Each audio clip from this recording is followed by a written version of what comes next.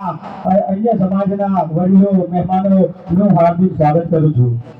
આજે આપણે યુનો દ્વારા ઘોષિત કરેલ વિશ્વ આદિવાસી દિવસની ઉજવણી કરવા ભેગા થયા છીએ ત્યારે અહીંયા કેમ ભેગા થયા એ આપણે મગજમાં ઉતારી લેવું જોઈએ અને જે પણ વક્તાઓ તમને થોડું ઘણું બાજુ પીધરા ને એ આવતી 9 વાગે ભરવું જોઈએ એવી મારે તમને બધાને અપીલ છે।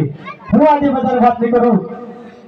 9 ઓગસ્ટ એટલે કે વિશ્વએ નક્કી કરેલ દિવસ છે એના માટે ઉજવીએ છીએ।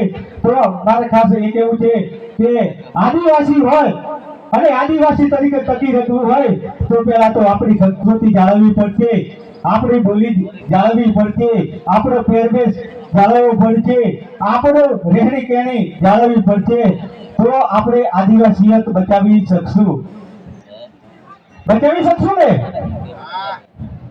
તો વધારે નથી કહેતો, તીર કમાન સાથે રાખવું એટલે ભીલોની સંસ્કૃતિ છે। અને બજારમાં લઈને જાશો ને તો એ આપણને કોઈ ના પાડે કે કેમ તીર કમાન લઈ જઈજો। તીર કમાન એટલે આ તીર હાથે આપણે આદિવાસીઓનો નાતો છે। તમને બધાને ખબર હોય તો આ તીર સાથે જન્મથી મરણ સુધી આ તીરનો નાતો છે। જન્મ થાય ને ત્યારે આ તીર કામ લાગે છે અને મૃત્યુ થાય ને ત્યારે પણ આ તીર મૂકવામાં આવે છે। કોઈને ખબર છે કે નહીં? કેટલાને ખબર છે? આ તીર સાથે આપણો નાતો છે એટલે આપણે તીર કમાન સાથે રાખીએ છીએ અને ભીલ તરીકે ઓળખાયા છીએ। જ્યારે આપણે અષાઢ મહિનો અને જૂન મહિનો અને અષાઢ મહિનામાં ખેતી કરીએ, ખેતી કર્યા પછી આપણી મકાઈ ઉગી નીકળે છે ત્યાર પછી આપણે શું કરીએ કેટલાને ખબર છે? આપણે શું કરીએ કેટલાને ખબર છે? સંસ્કૃતિ હશે એમને તો બધાને ખબર હશે। આપણે સંસ્કૃતિ કોઈ ભૂલી નથી ગયા। અરે સરકાર એમ કહે કે ખાનપુરના આદિવાસી ખોટા છે। સરકારને હું કહું છું ચેલેન્જ છે સાહેબ, તમે આજે આવો અને જોવો અમારી સંસ્કૃતિ, અમારી રીત રિવાજ, અમારી બોલી ભાષા। આપણે અષાઢ મહિનામાં મકાઈ ઉગી નીકળે એટલે નિંદામણ કરવાનું થાય, ઘાસ વાઢવાનું થાય ત્યારે આપણે લીલા આર્યા કરીએ છીએ અને આપણે ગામ ખેડાએ બકરો મારીએ કે નથી મારતા કેટલાને ખબર છે? બકરો મારીએ કે નથી મારતા? બકરો મારીએ આપણી સંસ્કૃતિ છે, આપણી પરંપરા છે અને એનું એક કટકી ભાગમાં આવે ને તો એ ઘેર કોકડવામાં આવે છે। ભગત હોય એને ઘેર જાય અથવા જગત હોય એને ઘેર જાય પણ પૈસાનો ફાળો તો ભેગો કરીને આપે જ છે। એ આપણી સંસ્કૃતિ છે। એ કટકી ના મળે તો લડાઈ થાય। એ સંસ્કૃતિ આપણી છે। મેં જાણ્યું છે કે ઘણા ગામોમાં બંધ કરી દીધું। ભાઈઓ એ આપણી સંસ્કૃતિ છે, ચાલુ કરજો, આપણે પ્રકૃતિની ભીડ છે। ભગવાન બિરસા મુંડાની વાત કરીએ તો ભગવાન બિરસા મુંડા જે જમીન પર અત્યારે આપણે બેઠા ને એ જંગલ જમીનના હક આપણને બિરસા મુંડા ભગવાને અપાયેલા। બિરસા મુંડા ભગવાન 24 વર્ષની ઉંમરે શહીદ થઈ ગયા। કેટલાને ખબર છે? 24 વર્ષની ઉંમરે અંગ્રેજો સાથે લડતા શહીદ થઈ ગયા। મારી બહેનો બેઠી છે, મારી માતાઓ બેઠી છે।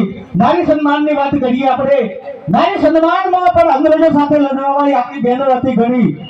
ડુંગરપુર જિલ્લાની આપણી કાલીબાઈ કલાસવા અંગ્રેજ સરકાર સામે પડેલી અને એક દાંતરડું લઈને અંગ્રેજ સરકારને હંપાવી દીધેલો એ નારી શક્તિ છે, એ કલાસવાબાઈ હતી। તો આપણે આ નારી શક્તિ આ યુગમાં કેમ પાછા પડીએ? આપણે જાગવું પડશે આપણા સમાજ માટે, આપણા હક માટે। તાંતિયા મામાની વાત કરીએ, તાંતિયા મામા આપણા પંચમહાલમાં આપણા ભીલોને ઘણો સહારો આપેલો। તાંતિયા મામાને અંગ્રેજોએ છેતરીને માર્યા। તાંતિયા મામો અંગ્રેજીની ફોજમાં રહેતો અને રાત્રે આપણા આદિવાસી ભાઈઓને ભેગા કરી સમજાવતો કે અંગ્રેજ સરકાર એવું કરે છે પણ અત્યારના આપણા લોકો તો કેવા છે, આપણે અહીંથી હે ને બેગણા બહાર દઈને એવા તો કરતે કે આ તો નવરા ભેગા થયા છે એવા આપણા મામાઓ છે। મામા એટલે કંસ મામા એવા અંદર બેઠેલા છે આપણા। ખોટું લાગે તો વાપ કરજો। બીજું મારે એ કહેવું છે કે અંગ્રેજોની વાત નીકળી તો કોઈને ખબર છે કે ખાનપુરના ભીલો અંગ્રેજો સાથે લડેલા? કોઈને ખબર છે? કેટલાને ખબર છે? ખાનપુરના ભીલો અંગ્રેજોને હંપાવી દીધેલા। 1857માં અત્યારે ધોરણ 8 ની ચોપડીમાં ભણાવે સરકાર। પાઠ નંબર 16 એમાં વાંચી લેજો। મહીસાગર જિલ્લાના પાંડરવાડા વિસ્તારમાં 1857માં આદિવાસીઓ સશસ્ત્ર બળો કરીને વીરતાનો પરિચય આપ્યું હતું.